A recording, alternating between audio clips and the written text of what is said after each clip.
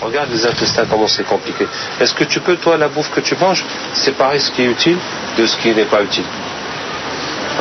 Que le fer et le calcium et les calories vont dans le sang et les déchets, ils partent aux toilettes. Et c'est Allah qui fait ça.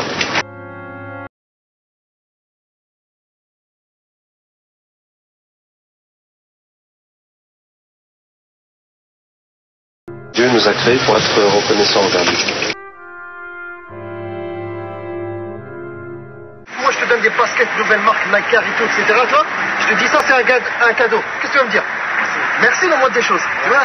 Mais alors là, t'as combien de choses ils nous ont donné mon frère?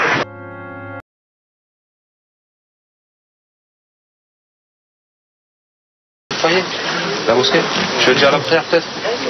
Non, ça t'intéresse d'apprendre, d'en discuter un peu?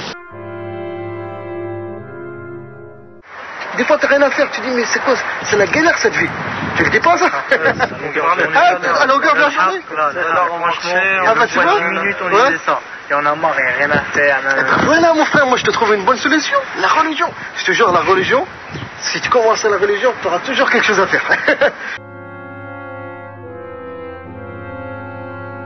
Musulmans, réellement, on sait que nous, on va jamais terminer nos jours en enfer. À l'instar des juifs et tout. Eux, ils vont jamais aller au paradis, les juifs et les chrétiens. Ah, ça, c'est Allah qui le dit. Même ma mère, Meskina, elle est chrétienne et tout. Elle dit oui, mais moi je fais pas de mal, je suis gentil. Moi j'irai au paradis, tout. Tu vois, Meskina, parce qu'elle a pas de science, tu vois.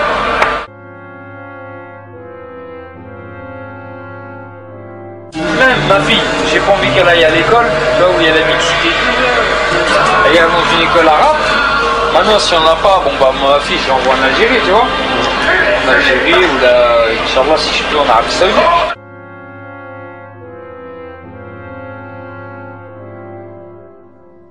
Et si t'as pas les moyens, qu'est-ce que tu vas faire? Là, il ira pas à l'école.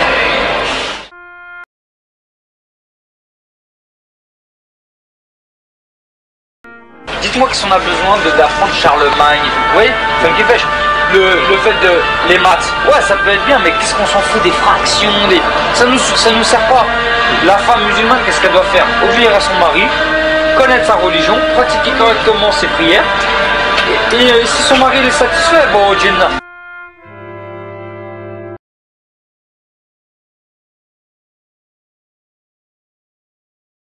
Maintenant, les musulmans sont là et l'islam s'est installé. Il n'y a plus rien à faire. Oui, l'islam est là. Il restera là. Et le nombre des musulmans va continuer à s'accroître. Et le nombre de reconversions à l'islam va continuer à s'accroître. Donc, à toi de décider.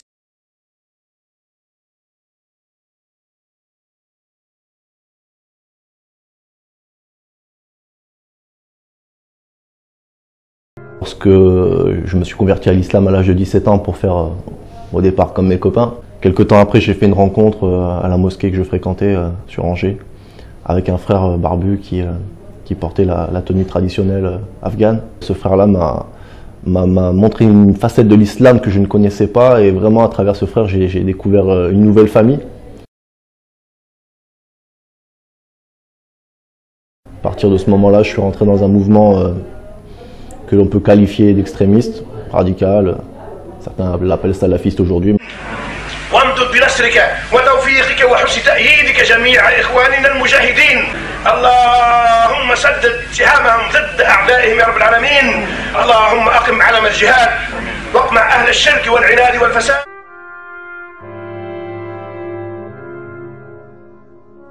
من استطاع الحج ولم يحج فليمت يهوديا إن شاء أو نصرانيا.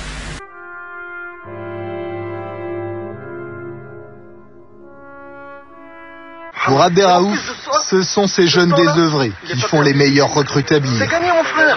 De toute façon, c'était des bons à rien, déjà. De toute façon, c'était des bons à rien, déjà. Avant qu'on les connaisse. De toute façon, c'était des bons à rien, déjà. Avant qu'on les connaisse. Donc au moins, ils vont servir à quelque chose. Ils vont être bons à quelque chose. C'est bon à propager l'islam. Oui. Bon, propager l'islam à plein temps. Certains jeunes perdent tout repère et peuvent devenir des recrues potentielles pour des groupes terroristes. Ce fut le cas de Hervé Jamel Loiseau, le Français retrouvé mort dans les montagnes afghanes. Un jeune homme sans histoire, réislamisé par l'établir à Paris et recruté ensuite par les groupes extrémistes. Les gens rejoignent le Tablir pour prêcher l'islam. Mais en rejoignant le Tablir, ils ont une meilleure chance d'étudier l'islam.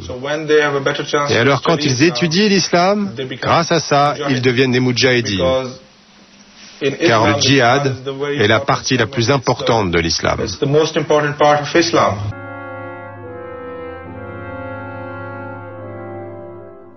Ce fut le cas de John Walker Lint, le jeune taliban américain capturé en Afghanistan alors qu'il combattait aux côtés d'Al-Qaïda. Converti à l'islam par d'établir aux États-Unis, il était venu par faire sa formation religieuse au Pakistan. C'est lui qui a voulu partir pour le djihad. Les Tablirs ne lui ont demandé que de prêcher.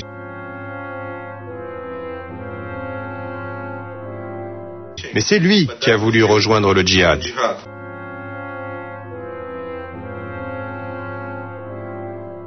C'était en 99, donc j'avais 19 ans et donc je suis parti en banlieue parisienne, dans différents quartiers chauds et dans différentes mosquées, donc sur Saint-Denis et ailleurs.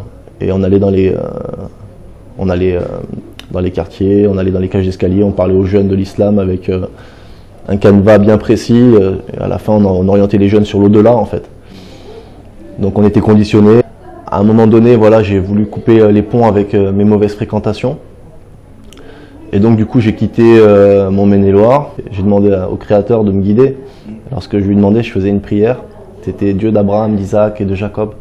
Montre-moi le chemin. Si tu me dis que c'est l'islam, demain je refais 5 prières par jour et je suis Allah et son messager. Si tu me dis que c'est Jésus, je suis Jésus. Donc à partir de ce moment-là, je suis tombé sur une sourate qui s'appelle la sourate de la lumière. Chaque sourate du Coran commence par Bismillahir-Rahman-Ar-Rahim, ce qui veut dire au nom de Dieu, le clément, le miséricordieux.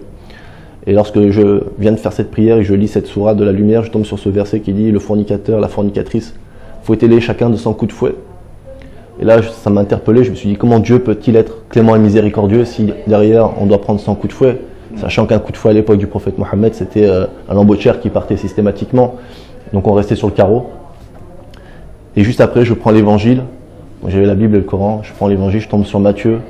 Et là, je tombe sur ce verset directement. Gardez-vous des faux prophètes. Ils paraîtront devant vous avec des vêtements de brebis, mais en réalité, ce sont des loups ravisseurs. Et vous les reconnaîtrez à leurs fruits. Et là, je me suis dit, quels sont les fruits de l'islam pour moi? Qu'est-ce que ça m'a apporté? Quels sont les fruits de l'islam à travers le monde? Et donc, à partir de ce moment-là, j'ai commencé à faire des recherches, à lire de plus en plus. Et le Seigneur m'a vraiment aiguillé, j'ai été guidé par l'Esprit Saint. Et je suis revenu à Jésus, en fait. C'était vraiment une grâce pour moi. Donc ne laissons pas la place libre aux gourous et aux gens qui ont des objectifs politiques et qui utilisent la religion à leurs fins, qui sont souvent des fins négatives et bien souvent dramatiques.